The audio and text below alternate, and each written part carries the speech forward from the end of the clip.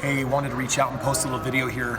Some of you know that me and my family, Glenn, that we've been evacuated out of our home a couple of days ago because of a threat of a very large fire that's happening in Utah right now. I don't have hat hair, I don't have gel to do my hair. I mean, we got out of our house very, very quickly, and just wanted to make this little video as an update, kind of just share with you guys what's been happening, what our experiences, what we're feeling, because it's been a very, very powerful, it's one of those experiences that hopefully you don't get to have more than one time in life, and it causes you to really think about what's important. All right, well, this is for sure kind of a special episode in my life. Right now we've got the sun setting over here, and this is the fire that is only a few miles away from our house where I live, and they've basically hoisted the banners and they said it's mandatory evacuation. So this beautiful home, this dream home, we've only been in it for like 2.5, 3 weeks, and now we've just taken all of our precious valuables, we've put them down in the concrete encased bomb shelter room, and I've got my kids loaded up in one car and the other kids loaded up with our precious items here, and basically it's time to go. Since we just moved here, I called to make sure that I had insurance on everything. We took a video of everything in the house, and I've got King Henry in the back because King Henry is 462 points. He is irreplaceable. I'm just saying that, okay? My wife's rolling her eyes. But over here, check it out. I got my parents over here ready to bail, my wife. No, we got two. We got Fritz right here. We got Livia right here holding on to Bella, the hamster, and Bunny. And we're leaving the I-8 because we need the truck. Yeah, it's like, sorry buddy, I love you, you're sexy, but anyway, it's time for us to go and skedaddle. But I will tell you that it gets you thinking. Prioritizing, right? Like what's important in life. I mean, the house is great, the cars are awesome, travel around the world, but in the end, all you really got is family, your loved ones. So really when it came down to having only a few minutes now to scoop everything up, you ask yourself, what's most important in life? And you know what? Business, making money, creating value, all wonderful things. But in the end, family. You don't know how long you got them, and I've got them in the car, so guess what? We're set. So we just left the house. We had to leave a green garbage can out front to let them know that we have in fact left. Looks like these neighbors have gotten out. They've got green cans lying down. Liesel, how are you doing? You holding Fritz? Yeah, Fritz is like, what is going on? He's like, and I keeps looking out the window. It's really fun. Yeah, Olivia, you've got Bella and Bunny. Bella the hamster and Brown Bunny. Liesel, how are you feeling? It's kind of hard since we just moved in, but I think we're gonna be okay. Yeah, Olivia, what about you? How are you doing, sweetheart? Well, I'm kind of afraid about the fire and getting out of here, and yeah, it's hard too. Yeah, but let me ask you, did we take the most important things? Yes. What did we take? We took animals. We took the animals, we got some clothes so we won't be naked for the few days. Now, did everyone bring their swimsuits? Yes. Then we will have fun, because rule number one, even if your house is burning down, is have fun. We just made everything This is pretty wild though, watching this. I mean, never been in a fire evacuation before. Whole mountainside is just creepy. it is creepy. It is lit up. See, Dad, show It him. looks super Dad, scary look, on this show one him. side. Show Yeah. him outside. Yeah. Well, guess what? We are gonna be okay. And we got a caravan of 3 cars pulling out, and it turns out that we actually have a bunker that is made of concrete, and anything that is in it is safe and protected. That's pretty wild, right? Anyway, what do you guys say about dropping off the pets at Grandma and Grandpa's house, and then how about we go out for dinner or go and do something really fun? Something fun, right? I mean, kids, you guys only have school Monday through Thursday. So guess what? You got no school tomorrow anyway. I'm supposed to be on a flight to California to have a business meeting and go to a friend's wedding, but that's not going to happen. So we're going to be okay. Well, if anything, that gives you a better shot of what this looks like. We, as a family, I was just on speakerphone with my wife and my kids, and we just said a prayer with, I know, the many other people that are praying in this area for the fires to be contained, for the firefighters to be safe, for the beauty of this area to be preserved, for the home of the animals and for our homes, for everyone around us. And, you know, it's such an interesting moment to just really ask, what's important? And right now I got everything important with me. And that feels good. These things take a long time to grow, these families. They don't come easy, they don't come overnight.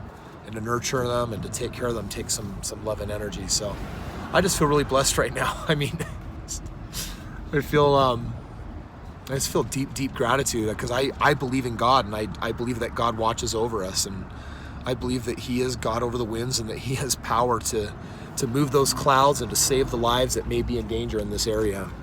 So we're gonna stick to our prayers. We're gonna go have some fun family time. We're gonna go out to dinner, probably grab some sushi, and make a good evening for ourselves. So home is where your family is. So check it out. It is morning, and the fire's just cresting Mount Loafer. It is threatening my city, and I just can't stay here. I know that we're not allowed back in, but I have got to do something. We have found this beautiful slice of heaven, and the homes and the people that are there, they're so amazing, and the animals and the wildlife, it needs to be preserved. And I've done all I can through prayer, and now I feel like I need to get to work, and I got to put my hands to work. You know, it's interesting. I was at Woodland Hills Days last week. It's their annual get-together. Such a small, cute little city, 1,500 people, and in the parade they had kids' bikes decorated and cars and farm equipment.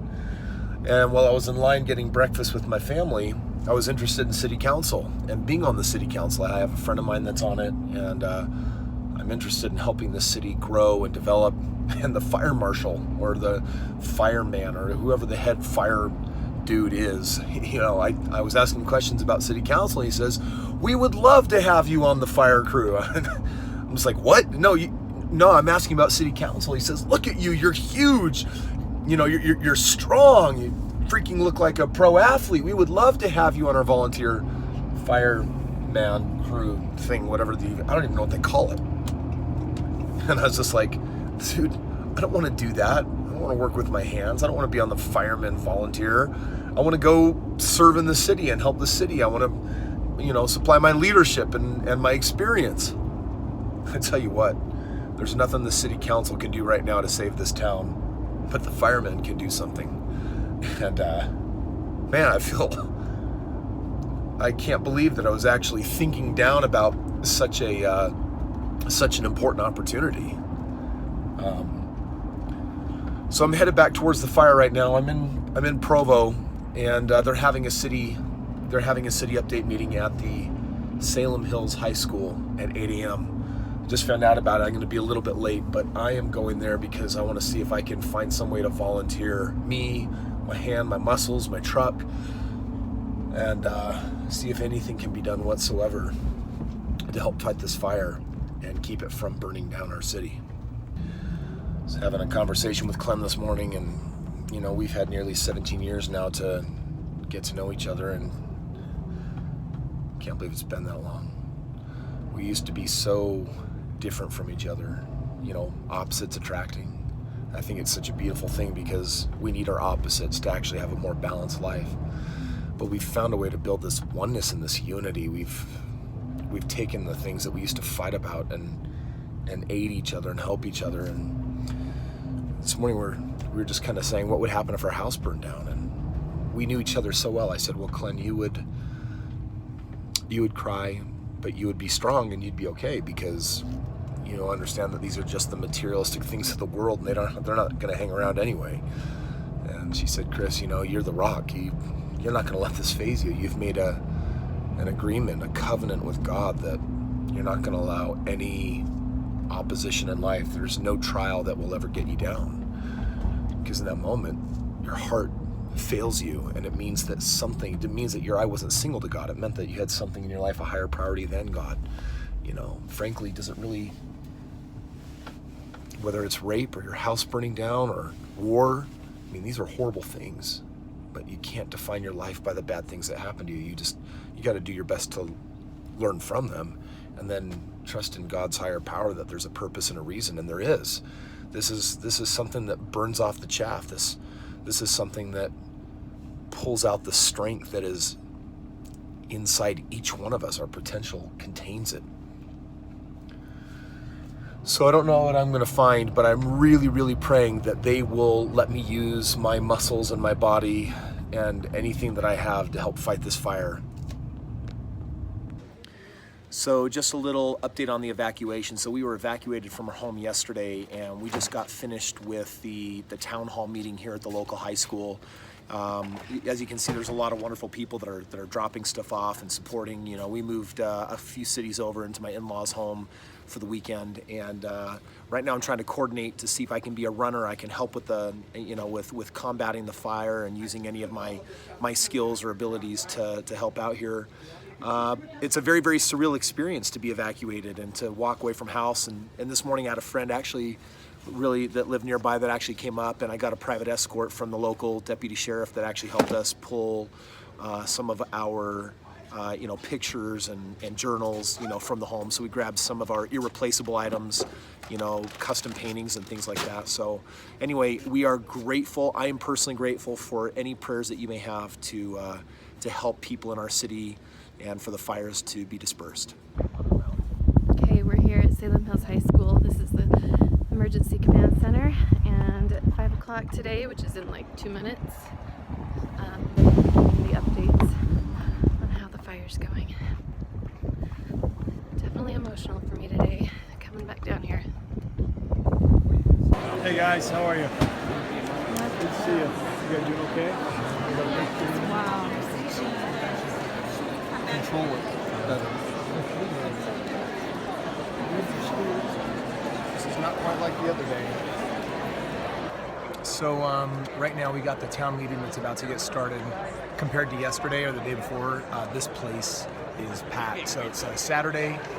Team 1 response has moved in on the Pole Creek fire. Tomorrow on the Bald Mountain, which is right next to us, is taking command. They said this is the largest room in Salem, which is, I guess, maybe except for the rodeo place. And it's not really going to, it's the high school auditorium. It's packed. We're here.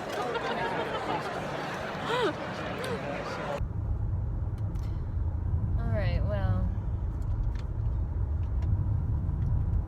we've been evacuated for a couple days, and we've been so blessed to be safe, and the kids are well.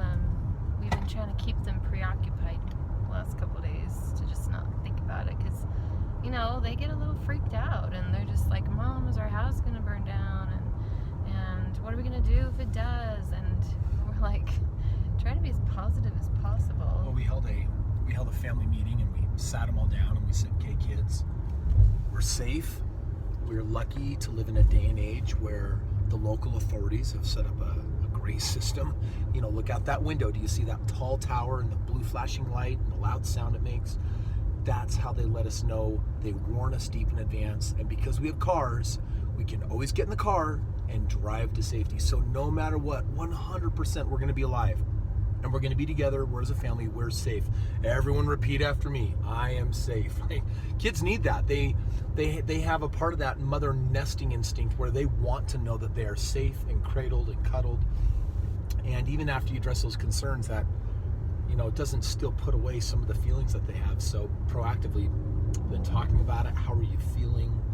Just to help them emotionally come to grips with what's happening, what is the reality, and what are the different possibilities that can happen. We've had to explore what will happen if our house burns down, what will happen if our house doesn't burn down. It's normal to go through up and downs and emotions, and I was really, really good on Thursday and yesterday, and partially because we were in Provo, where you can't see anything, because my parents live in the river bottoms where there's so many trees and you just can't see the fire at all, or you can't see the smoke at all. I hadn't even seen flames yet because we've been insulated down there in Provo. But just going back to that meeting, and it was great. I was listening to all these officials talking about how there doing their best, but, you know, they keep saying, you know, fires can sometimes overpower the lines. They can overpower firefighters. It can just not do what they want the fire to do.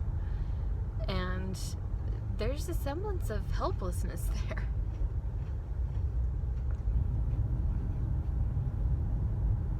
On the way up here, I turned to Glenn, and in just about every situation in life, I've always been able to say, I promise I'll fix this.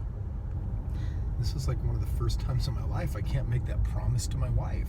Like, all I can do is pray. This is something that is out of my hands. It's beyond. It's a foe. This foe is beyond us. It's funny because I already quoted Lord of the Rings the other day. I'm like, a red sun rises, blood has been spilled this night. This foe is beyond any of you. Thank you, Gandalf. Thank you. But I did promise Glenn, I said, if this house burns down, I will provide you a beautiful home and a beautiful place. I know. Beautiful home. I know. I know. It's fine. And we're alive and we're family. I think we're gonna be okay. I think our neighborhood's gonna be all right. Gosh, it's just